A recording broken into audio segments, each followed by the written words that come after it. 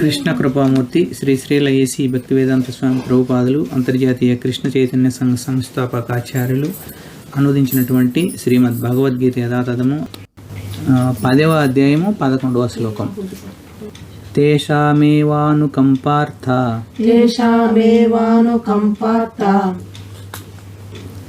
అహమజ్ఞానజం తమః నాశయామ్యాత్మభావస్థో జ్ఞానదీపేన భాస్వత. తేషామేవానుకంపార్థ అహమజ్ఞానజం తమః నాశయామ్యాత్మభావస్థో జ్ఞానదీపేన భాస్వత. ఓం అజ్ఞానతిమిరాంతస్య జ్ఞానాంజనశలాకయ చక్షుర్మిలితం యేన తస్మై శ్రీ గురవే నమః. జగద్గురు శ్రీల ప్రభుపాదికి జై. నేను వారి ఎడ ప్రత్యేక కరుణను చూపుట కొరకు, ఎవరి ఎడ? భక్తుల ఎడ వారి ఎడ ప్రత్యేక కరుణ చూపుట కొరకు వారి హృదయమునందు వసించుచు తేజోమయమైనటువంటి జ్ఞాన దీపముచే అజ్ఞానము వలన కలిగిన చీకటి నశింపచేయుదును. ఇక్కడ ఏం చెప్తున్నారంటే, రెగ్యులర్గా మనం భగవంతుడి సేవ చేస్తూ ఉండే టైంలో భగవంతుడి యొక్క కృప మనకు కలిగించాలి అన్నప్పుడు ఏం చేస్తారంటే, మనకు ఏ విషయాల పట్ల అయితే ఎక్కువ ఇబ్బందులు కలిగిస్తూ ఉన్నాయో వాటి నుంచి కొంచెం దూరం చేస్తాడు భగవంతుడు. ఆయన సంకల్పంతో ఇతను దీనివల్ల డిస్టర్బ్ అవుతున్నాడు అని తెలిసినప్పుడు ఏదో ఒక కారణం చూపించేసి దూరం చేస్తాడు. ఆ దూరం చేసినప్పుడు నన్ను దూరం చేస్తున్నాడు అనేసి కొంచెం బాధ ఉంటుంది. కానీ భగవంతుడు ఏం చేస్తాడంటే, ఆయన ఉద్దేశంలో మనల్ని పైకి తేవాలని. చిన్నపిల్లవాడు కత్తి తీసుకొని ఆడుకుంటానని చెప్పి అంటాడు. అమ్మ పరిగెత్తుకుంటూ వచ్చి లాగేసుకుంటుంది కత్తిని. వీడికి చిన్న కోపం రాదు, బాధ వేస్తుంది, నా దగ్గర నుంచి తీసేసుకుని కత్తిని. కానీ అమ్మ తెలిసి వీడు కోసుకుంటాడు, ఇబ్బంది పడతాడని. సరేనా? అందువల్ల ఒక్కొక్కసారి మనకు హార్ట్ మెల్టింగ్ అన్నట్టు జరుగుతూ ఉంటుంది, నేను అనుకునేట్టు జరగలేదు అని. కానీ అది భగవంతుడి యొక్క ఇచ్చ అనమాట. ఇలా కానీ కంటిన్యూ అయితే ఉండే స్టేజ్లోంచి పడిపోతారు, నాకు దూరం అయిపోతారు. వీళ్ళని ఉద్ధరించాలంటే కొంచెం కష్టమైనా పర్వాలేదు, తీసేయాలా అని అనేసి ఒక్కొక్కసారి భగవంతుడు ఏం చేస్తాడంటే రకరకాల ట్విస్టులు పెడతాడు. అనుకోకుండా కోపతాపాలు రావచ్చు, ఏదైనా రావచ్చు, సడన్గా దూరం చేస్తాడు భగవంతుడు. ఏదైనా సరే దూరం చేయాలన్నా దగ్గర చేయాలన్నా మనకు భగవంతుడి యొక్క అనుగ్రహం. ఇక్కడ భగవంతుడు, నేను వారి ప్రత్యేక కరుణ చూపుటకు వారి హృదయమునందు వసించుచు తేజోమయమైన జ్ఞానదీపముచే అజ్ఞానాంధకారాన్ని చీకటి నశింపచేస్తాను అన్నాడు అన్నమాట.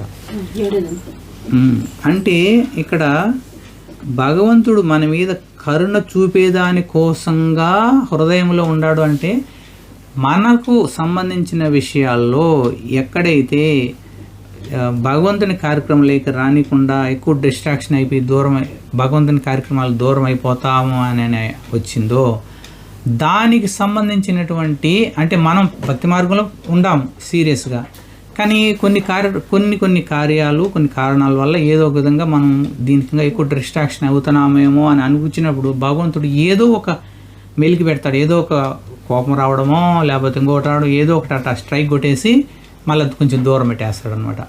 మళ్ళీ భగవంతుడు దగ్గర అవుతూ ఉంటాం. అంటే ఇది ఎట్లా ఉంటుందంటే, ప్రభు చెప్తాడు, మాతాజీ కూడా ఎక్కువ చెప్తూ ఉంటుంది ఉదాహరణ. మనము దారిలో గొర్రెలు దొలుకొని పోతూ ఉన్నాడు. గొర్రెలతను ఏం చేస్తాడు, గొర్రెలు దొలుకొని పోతూ ఉంటాడు. ఇతని చేతిలో కట్టి ఉంటుంది. గొర్రెలకు ఒక లిమిటేషన్ అనేది ఉంటుంది. ఏ గొర్రె అయితే దాటి పక్కకు పోతూ ఉండదో మళ్ళీ కట్టితో కొడతాడు ఒకటి, మళ్ళీ కలుసుకుంటే మళ్ళీ పోతూ ఉంటుంది. ఆ విధంగా సీరియస్గా భక్తి మార్గాన్ని ఫాలో అయ్యే టైంలో ఒకవేళ ఏదైనా డిస్ట్రాక్షన్ జరుగుతుంది అని అనిపించేట్టుగా ఉంటే భగవంతుడు దాని నుంచి కొంచెం మళ్ళా లాగుతాడు మనల్ని. అప్పుడు మళ్ళీ భగవంతుడికి వైపు మనల్ని మళ్ళించడానికి మన యొక్క హార్ట్లో చేంజ్ కొంచెం మళ్ళీ వస్తుంది. మళ్ళీ కొంచెం భక్తి మార్గంలో మనం ఇంకొంచెం పురోగతి చెందుతూ ఉంటాం అన్నమాట. ఇది జరుగుతూ ఉంటుంది కంటిన్యూగా, ఎండింగ్ వరకు భక్తి మార్గంలో ఉండాలి అన్నమాట. అందుకే మనం చెప్పేది, ఏ కారణం చేతైనా సరే ఏదైనా కానీ భగవంతుడి దగ్గర రాకుండా పోకూడదు. ఎంతైనా ఫైట్ కావచ్చు. ఒకసారి చైతన్య మహాప్రభు క్లాస్ తీసుకొని చెప్తా ఉన్నాడనమాట. ఒక అతను డిస్ట్రాక్షన్గా ఉన్నట్లు అనిపించింది. అతను ప్రవర్తన కావచ్చు, లాంటి ఇంకోటిగా డిస్ట్రాక్షన్గా ఉండేటప్పటికి ఆయన భగవంతుడు ఏం చెప్తా అంటే, గెట్ అవుట్, నా దగ్గరికి రావద్దు, పో అనేసి అనమాట. ఎవరన్నారో? చైతన్య మహాప్రభువు క్లాసులో ఉండే వాళ్ళలో ఒక అతని పో బయటికి అన్నాడు. బయటికి పోయినాడు. ఆ గేట్ కాడ కూర్చొని ఏడుస్తూ ఉన్నాడు. ఈ నుంచి పో బయటికైతే పోయినాడు, కానీ ఆనే ఉన్నాడు అవతల ఏడుస్తున్నాడు. రానిలా, 1వ రోజు రానిలా, 2వ రోజు రానిలా, 3 రోజు వచ్చినాక ఓకే ఇప్పటికి నీలో రియలైజేషన్ వచ్చింది, ఇంకా రా లోపలికి అంటే అనమాట. వైష్ణవుల కృప కోసము ఏడ్చాలంట, సరేనా? అదొకటి. ఎవరైనా మన వల్ల ఇబ్బంది కలిగి రాకనంటే వాళ్ళు 100 మాటలని పిలిచాలి, ప్లీజ్ కమ్.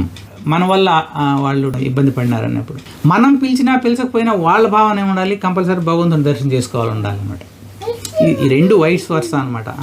కాబట్టి మనం భక్తియుక్త సేవలో రెగ్యులర్గా పాల్గొంటూ ఉన్నట్లయితే అప్పుడు మనకు ఏదైనా అవంతరాలు వచ్చినప్పుడు ఆ అవంతరాల్లోంచి బయటపడేటువంటి శక్తిని, ఆ జ్ఞానాన్ని, బుద్ధిని మనకు భగవంతుడు ప్రసాదిస్తాడని ఇక్కడ మనం తెలుసుకున్నాం. భగవంతుడు ఎప్పుడు భక్తుల పక్షపాతి, భక్తుల్ని ఎప్పుడు కూడా అన్ని క్షణము రక్షిస్తూనే ఉంటారు. కాబట్టి ఆయన యొక్క కృప కోసం మనం ప్రార్థించాలి. భగవంతుని యొక్క భక్తియుక్త సేవలో రెగ్యులర్గా నిత్యం పాల్గొనేటువంటి అవకాశం కల్పించమని, ఏవైనా అవంతరాలు వస్తే వాటిలో నుంచి బయటపడేటువంటి జ్ఞానాన్ని ప్రసాదించమని గురుదేవుల్ని, వైష్ణవుల్ని, పరమభక్తుల్ని పాదాలు బట్టి వేడుకుంటూ మనం హరే కృష్ణ మంత్రం చెప్తాం. హరే కృష్ణ కృష్ణ కృష్ణ హరే హరే, హరే రామ రామ రామ హరే హరే. జగద్గురు శ్రీల ప్రభుపాదకి జయ. అనంతకోటి వైష్ణవ భక్త బృందకి జయ. నితాయ్ గౌర్ ప్రేమానందే. హరి హరి బోల్. మీ దగ్గరలో ఉండే ఇస్కాన్ హరే కృష్ణ మందిరాన్ని సందర్శించండి. శ్రీల ప్రభుపాదుల వారి బుక్స్ని తప్పనిసరిగా చదవండి. Thank you.